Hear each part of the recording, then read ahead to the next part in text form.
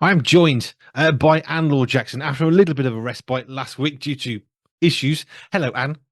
Hello, it's lovely to be here. Good to see you. Issues being a simple word for emergency surgery for Stephen, but we're here to talk about sensory health. And you suggested birthdays.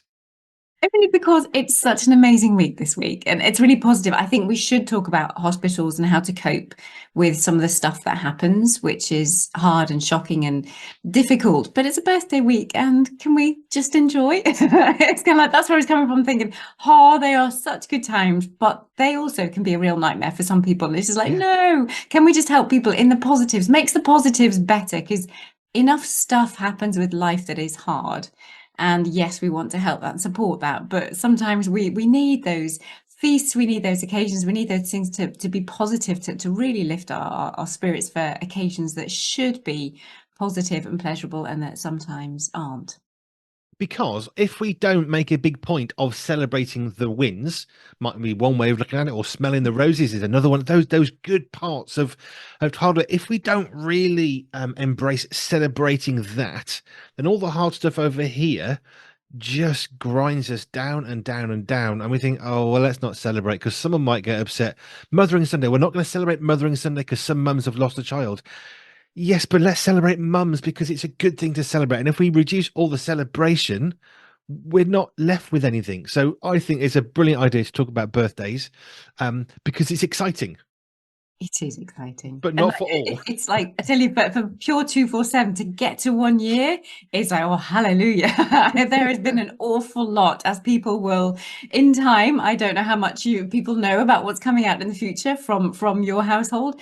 But it has just been a year, a quite remarkable year Yeah. of perseverance and breakthroughs and prayers and trials and testings and the whole works. And we need to celebrate. Yep. Right, birthdays. So let's go there. I mean, birthdays. We could be talking about Christmas celebrations. We could talk about wedding. The whole thing is just about a celebration, isn't it? It's about doing stuff that isn't what you would normally do. Which, if you struggle with sensory issues, it's probably worth trying to work out how to do, but might be the one thing that you don't want to do, or you don't want your children to have to experience because, well, they've got a norm, they've got a routine, and if we break that routine, what's it going to be like? But as we've said before, sometimes breaking the routine is a good thing. Mm. And what I love more about birthdays than any other occasion is that it is about that person. If it's your own birthday, that's what I'd love to concentrate on. If there are other people's birthdays, we have to consider it in the same way that we need Hmm. to adapt to other people. When it's Christmas, we need to adapt to other people because it's other people's weddings. We need to adapt to other people to learn how to honor best live in our best sensory health where it's going to be quite challenging in those other occasions. However, if it is somebody's own birthday, that is when we can make it so unique, so special, so less anxiety provoking than it needs to be. We don't need the meltdowns. We don't need any hitting, kicking, fighting. We don't need any sleepless nights. We really don't need any of that if we can think ahead and make something that really is a good fit for their sensory thumbprint and what they would like to get out of a birthday. I was thinking about one of the small things that we do as a station, which we've learned to do over the last year, is when we're talking about walking along the pavement, just as an example. Pavement is a very much English word. It's a British word. If you're in the UK, you know what a pavement is. If you're in the US, then you don't have pavements, you have sidewalks. So it's one of the really simple consequences of us thinking about other people through this year of we were walking along the pavement or a sidewalk if you're in America.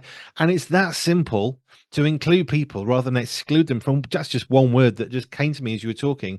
And it's a way of celebrating the differences rather than, well, tough, I'm British, it's a pavement, get over yourself, which isn't really going to help anybody. And it's not going to include them in the conversation and the celebration. Mhm. Do you know what I mean? You just alienate people just straight off the bat. It's like, yeah, Yeah, yeah, which we don't want to do. no. So what would be your I suppose let's do this two ways. What would be the three things to watch out for, and then we can do three things that are really worth celebrating. We'll start with the difficult and we'll finish on the good. What would be your top three? Okay, watch out for these things at a birthday. Yeah. Um, throw out the norm. Just completely start with a blank slate. Get a blank piece of paper, 2, 3, 4 weeks beforehand, if you can, however long you normally take to prepare. And just chuck out all the norms, everything, and then one by one, choose which ones you want to bring back in again. So you sit down with your individual and you work out as far as what kind of streamers and the party poppers, how much extra visual clutter do they want? Is there just one room that they want decorated? Do they just want their bedroom to look a bit special? Or do they want the whole house completely, absolutely covered with stuff? And then also, we just need to watch if there are other family members that don't want all of that. But it is about their special day. So this is where we want to meet their needs as best possible.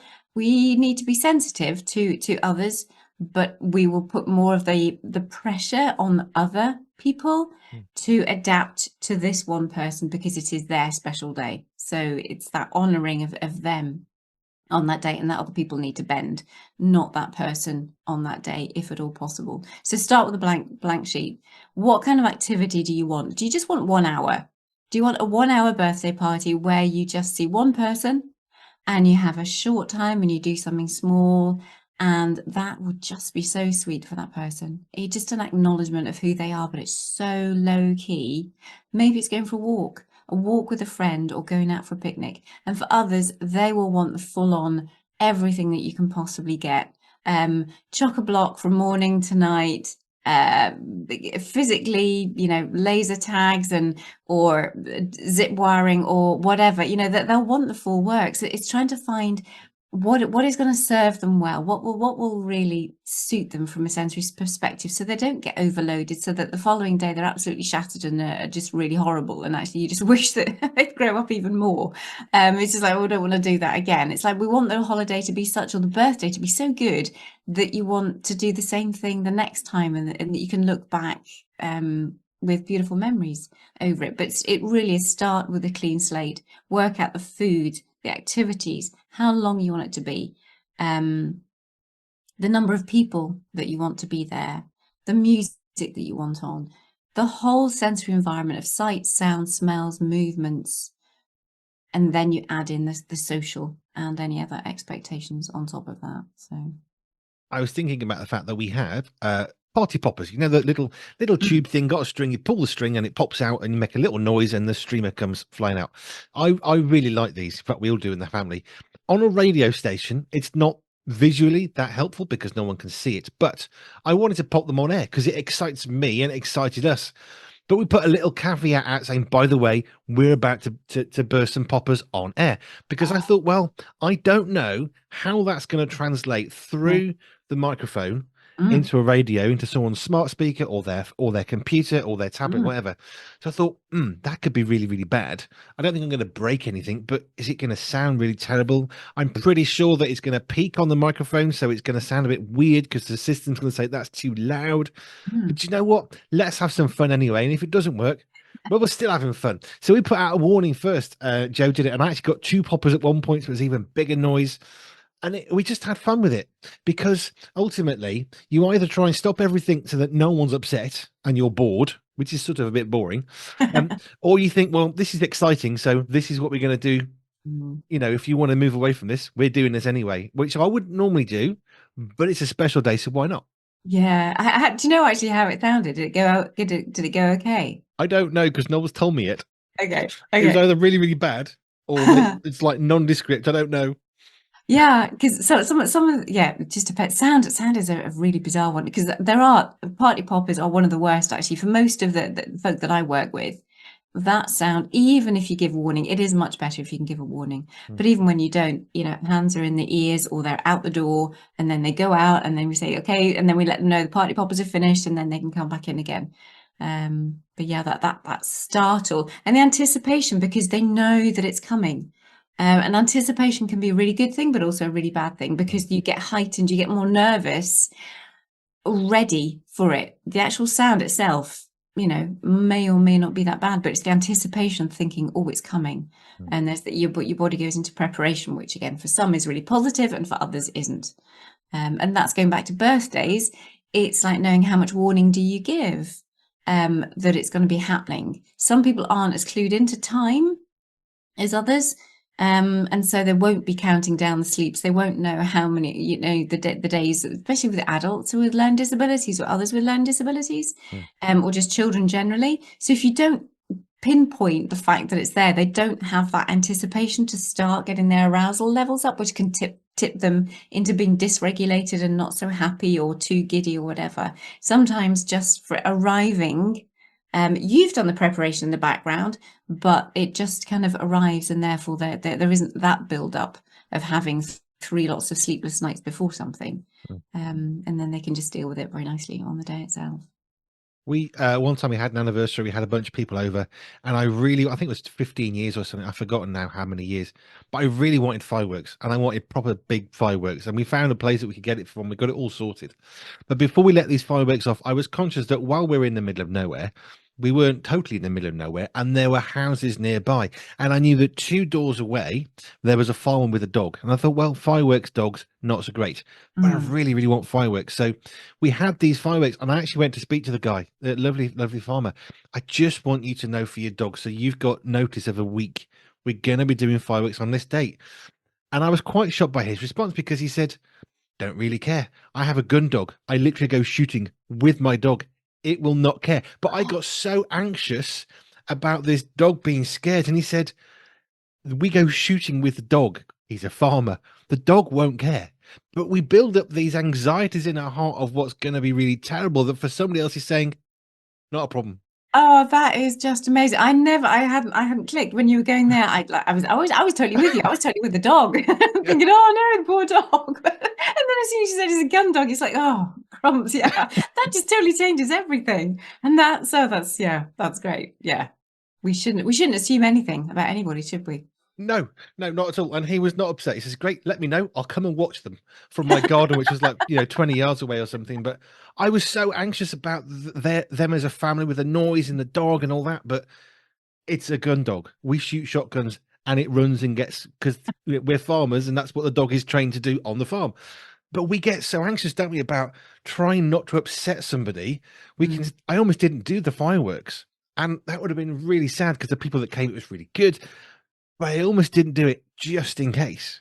And it is really hard to judge, sometimes. And there are times, and that's when we need grace, when we just think, oh, actually they'll be fine with this, or I've done my bit, or sometimes we've done overkill and think, oh, well, maybe I don't need to do it that time, and then something else happens. And it's always like, we will never, ever get anything right. Parents will never get anything right with their children.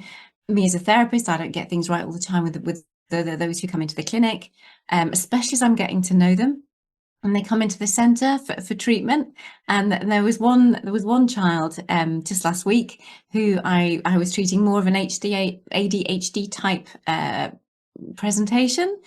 And he was on, I have what's called a bolster swing, and it's something where you can hang on it like a sloth, like you just kind of hang on it. It's a big thing and you hanging down underneath it.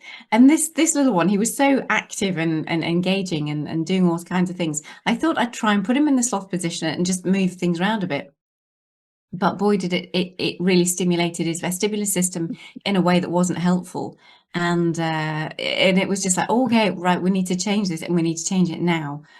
So we had to change the activities. And then when the mum left, 10 minutes later, he was fine. Once they'd left the session, she said he was fine. But I just thought, I didn't see that one coming, that he was actually really, he really reacted quite negatively in his system to an experience that he hadn't had before. Whereas other kids just absolutely love that, and they can't get enough of one of the ways that I work with them. We've said this before, but we can spot a broken leg because it's in a cast. We can see a wheelchair, or we can see a stick, or we can see the cast itself. Okay, that person's got a broken leg. But you can't necessarily see as easily a broken vestibular system because there's no big red flag saying broken vestibular system. It doesn't work like that. Or this person can't smell, or this person can't sense in their fingers because they burn them all, but they look fine. We don't see it in the same way, do we? No. It is. It's really hard. And also that's where so many of these sensory issues get missed. So I'm so thankful a year on, Neil, and I'm still able to talk about sensory processing, because it is massive. The impact that it has when you first click into the fact that you have a sensory processing issues, there are light bulbs that go off all the time. That's one of the biggest things that people go on. It's just like, oh, now I understand the light really has been turned on Mm, in our situation, because we now understand how much of this behavior that we were finding difficult or we couldn't understand, we're bemused by, confused by, has a root in sensory processing. mm. Birthdays. Let's come back to that. So celebrations. We've talked about some of the, I suppose, the pitfalls or the worries, the concerns, the anxieties. And you're saying, look, this is a good day to celebrate. So it's a day when you sort of stop thinking about everybody else to celebrate the one person, which is a good thing. And we've Mm. mentioned this before that yes, think about other people. With Christmas, we touched on that one. And yes, think about other people, but it's still Christmas for somebody and they want to celebrate their way. And it's working out how we can, I suppose, how we can lock in together without butting against each other, which is one of the complexities of family life. But Mm. what would be some of the three really good things to look forward to at a birthday for somebody who's got any particular sensory need? How can we, help them really, really enjoy their special day when perhaps noises and banging noises that's terrifying, or suddenly bright lights?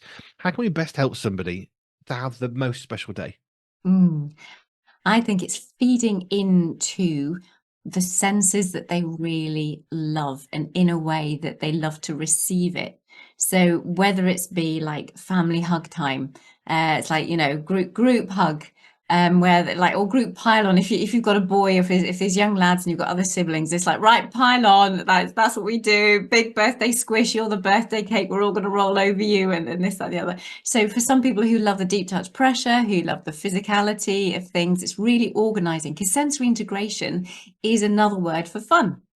So it's everything that when your senses are processing well and you're getting things at the right kind of level, we often talk about the right duration. So if they want to be rough and tumbling for 3 hours, as long as you have enough family members or you can bring other people in to do it for 3 hours. Tag It's just team. like, right. Yeah, it's just calling the neighbors, calling everybody. It's just like, right, we just need to fill them in because they will love this for this amount of time. So we look at the duration, how long they want it to go on for, the intensity. Some people, if certainly little kiddies, love to be swung upside down. You hold them by their ankles and you swing them upside down. And it's like, so it's how often, maybe lots of times during the day, they want to do their special swing. So you've got the intensity, the frequency, the duration, that's the intensity of it all. How long you do it, when in the day do they want to do it? Do they want a full-on morning, or and then just a quieter evening where they just want to settle in, or they just want the fire on, or they just want to snuggle up, or they want to watch TV or have some screen time, or just listen to something? Feed into what they absolutely love, but analyze it, which is part and parcel of the sensory super system, is how we analyze what they really love. So we look at what they love as well as what they need to avoid, and ways that we can treat their system so that the things that are really off-putting to them don't get in the way of life. But this is the day to feed into what they absolutely love, the sights and the sounds and the smells and the movements, and the intensity and how long they like to do it for, and when they like to do it in the day. That would be so special. We had cake on Sunday, I which thought about, do I get some donuts for Andy being like, oh, how on earth do I get anywhere? I'm so glad you had some cake. I wanted to send a slice to each of our trustees, and I thought, how do we do that so they get a slice of cake, not a splat, which would, because we actually went to the trouble of a local supermarket. We're going to buy a cake with it, like either I love baking; it's one of my favorite things to do. I know there's no time for before last weekend, so what I thought, well, we'll buy a cake and we'll ice the cake, and we can write on it. Nathan's an artist; he can draw it, get some black Mm. ice, and we can make the logo. So we stood in a supermarket and we find in their baking section there's a computer where you can order a cake with a picture on top. So there's a picture on our socials of our cake with our Pure 24/7 logo on top of it. And more than that, which was very cool because it smells good. It feels, I like the stickiness of the icing, it was good. But more than that, we actually had it was like an indoor safe Roman candle, which we lit, and it went about 2 feet with these sparks flying out. It did say, light the touch paper and withdraw yourself a meter. It's safe for internal use. I would agree. It was Right. fab because there was noise and there was light and there was smoke and there was cake and it was good. And it was good. That's such a good phrase, isn't it? It was very good. In fact, there's a little bit of cake just to my right, which I might try and sneaker piece. Yes. So we had cake, but it was a way of celebrating this that was special to us because we like cake. I would have preferred to make it, but you know what? We can't always do what we want to do, even if it's what's really good. So last year on our launch, I made a cake. This year, I don't have time. How do we work with the fact I have not got time to make a cake, which I love to do, and Yep. ice a cake, which I'd be happy to do? Well, let's just buy a cake that comes with a picture on top because you know what? We can still have the cake. It's not necessarily quite what I'd have preferred, but it was still good. Lovely. How precious. It was. And I think that's a good conclusion for celebrating birthdays is how can how can the person whose birthday it is be most celebrated in ways that they want to be celebrated. So Yeah. for the five of us as the Berry Bunch, we wanted cake with a Roman candle, which is what I bought, which was great for an internal one. And we had a sparkly number one as well, which was, quite cool. But it did all sorts of things because you've got auditory processing going on because we can hear the Roman candle or the sparkly thing. We can smell the cake. Very good. We can taste the cake and we can touch the cake. Everything is going on there. It's just so lovely. And that doesn't need to cost very much. And then when No. people think, oh, you need to, oh, I can't afford, I can't, this, that, and the other. It's just like, actually, no, the things that really matter, they don't need to cost. And sometimes it's better that there is no cost or very, very little cost because it's just different. And it doesn't need to be the money that makes it special. No, it doesn't. And the sparkly candle with a number one was a quid, £1, 100 pence, not a lot. And it was great fun for 20 seconds. Yes. And that you've got that memory, and that's it for our first, you'll always have that memory. And the memories are attached to emotions. I've been learning so much more about that this week of just how important those memories are for helping us feel good. And yeah, we need to get rid of those negative emotions that hold those negative memories, but build those positive memories with lovely, lovely emotions. And all of the senses feed into the emotional limbic system of the brain. So it's beautiful. And I can still smell the Roman candle, There you go. which I associate with a nice cake. Mm. Smell is good. Anna, thank you. This has been fun. Yeah, birthdays is good. It is really good to think about other people and to think, well, how can we make sure they're not going to be overwhelmed or underwhelmed in terms of their sensory health? But if it's a birthday, the person whose birthday it is worth celebrating almost not at any cost, but at the cost of others being really happy about what's going on. Actually, it's once a year, it's one day, it's 1 hour of a day, perhaps. It's good Yeah, to celebrate. it is. It is good to celebrate. And as we've always, that one day just for them. And you're allowed to be as selfish in that way, just a really lovely celebration of just honoring who they are. Yeah, it's beautiful. It's wonderful. And thank you for being with us for the last year. I love how we can talk about sensory health. I'm learning. You see, auditory processing, I'm using that phrase. It's sort of some of it's sinking in after a year. But yeah, we've been doing this for a year, and it's great because I love how we can talk about sensory health, which is affecting every single one of us to a Mm. greater or lesser degree. Some of us perhaps not even conscious of it. But when I pick up something like a glass of water, I now think, oh, tactile. I'm touching. I'm thinking it's got little ridges on the glass, and I'm thinking about all these sensory things I would never before have ever considered.